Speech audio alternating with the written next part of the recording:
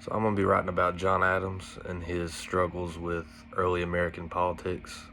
Um, so the Federalists versus the Democratic Republicans or the Jeffersonian Republicans.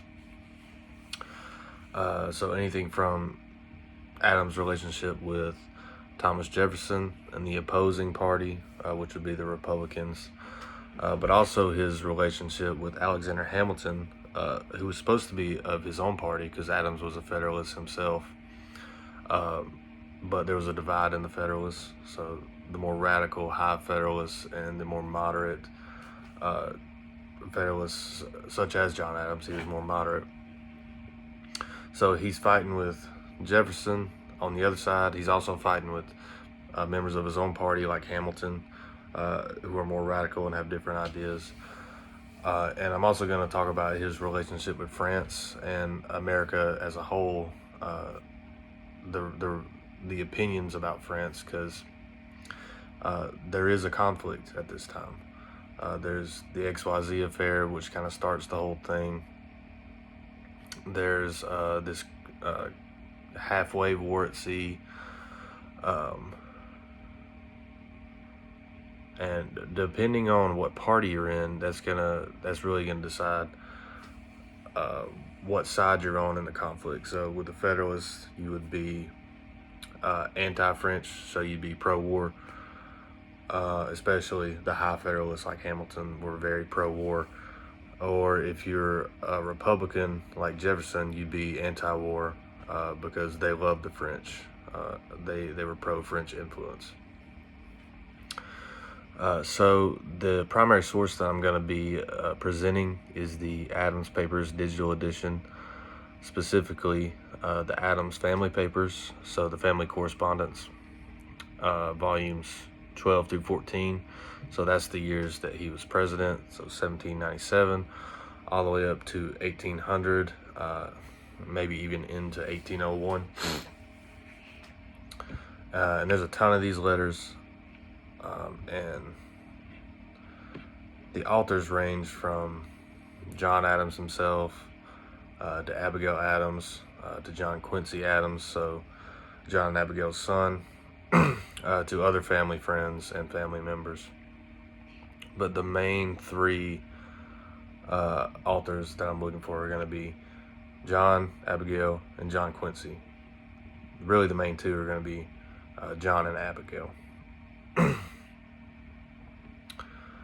The purpose of these letters varies because they're just a personal correspondence between family members. So they're going to talk about anything from just personal well-being. You know, I was feeling sick yesterday, but I'm feeling better today, stuff like that. They also talk about, you know, just everyday mundane stuff, updating each other on how they're doing, which obviously isn't too relevant to what I'm writing about. But what is relevant to what I'm writing about is their conversations about politics. And there's a lot of them because everybody in the family is involved politically, especially Abigail. She's very interested and involved in John Adams' political life. Obviously wants to see him do well. And John Quincy, he's actually serving in the government as a public official as well under his dad. So his letters to John Quincy telling him, you know, what he's willing to concede to France and what he's not. And you know, when he's writing to Abigail, you know, he just kind of rants, gets stuff off his chest when he's talking to his wife. So these are really personal letters. You know, you're really getting the truth about what Adams' true thoughts and feelings is what I'm trying to say. There's no reason for him to hide anything from his wife because they trusted each other fully.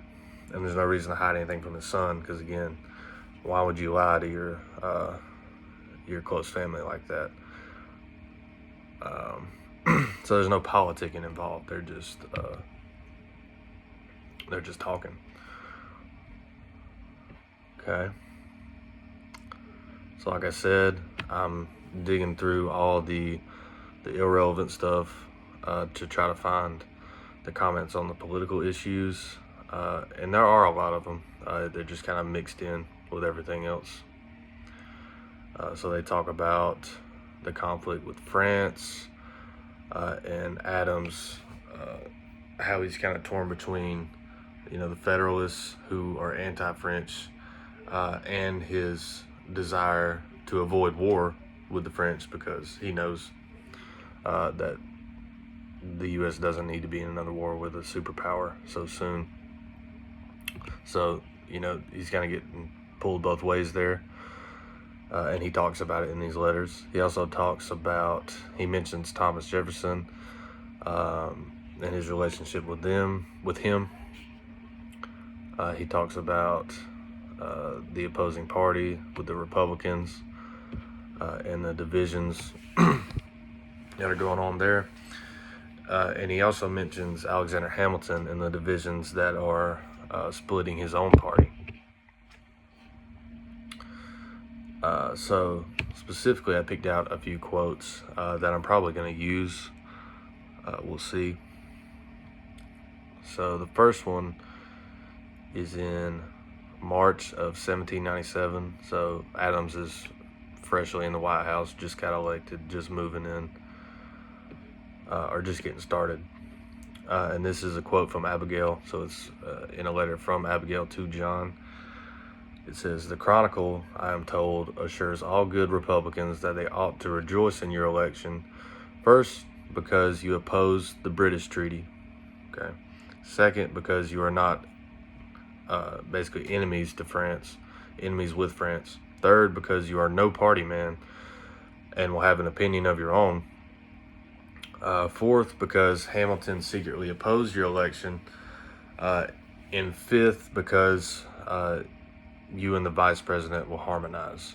Wonderful discoveries. So with the vice president being Thomas Jefferson. So there's a lot to break down there. She's very hopeful about the future between, even though that Adams is a Federalist, she's hopeful that he'll be able to work across the aisle with the Republicans because of all these bipartisan things that he's been doing.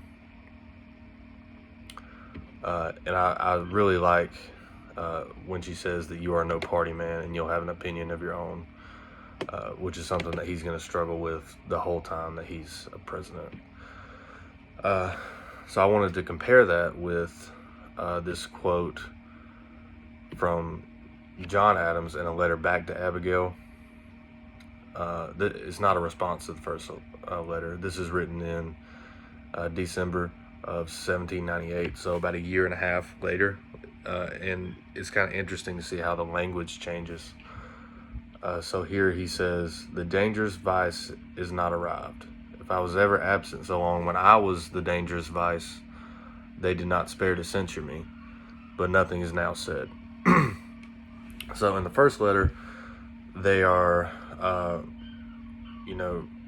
you and the vice president will harmonize. Y'all are great friends. You're going to get along. This is going to be great. And then here he is a year and a half later, kind of being petty. He's saying, Thomas Jefferson is still not here. He's still back at home. If I would have ever tried to pull that, then I would have been censured. But now nobody's saying anything. You can see the relationship kind of devolve, kind of fall apart in these letters because of party divisions, which is going to be important for the paper. And then the last quote that I picked out says, and this is from 1800, so in the end of his presidency, coming up on the next election, says, "I confess," this is John Adams talking, "I confess to you that it is an amazing mortification to me to see my administration defended by the approbation of Washington," talking about George Washington. "If I am not, I certainly ought to be a greater authority than Washington, but popularity is as unjust a tyrant as despotism. If my administration cannot be defended by the intrinsic merit of my measures and by my own authority, may it be damned. So this is kind of saying something about Adams as a person, showing how he's resisting party politics. So Washington is defending Adams as a Federalist, kind of appraising him in the upcoming election. And Adams doesn't want anything to do with it. He wants to be judged by his own actions, and he doesn't want to be elected just because he's part of, this party or that party. Just because he has the support of this guy or that guy, he wants to be elected because he has his own opinion. Going back to that first quote, it says, "You are not a party man; you have your own opinion." But this is also showing a little bit about him personally.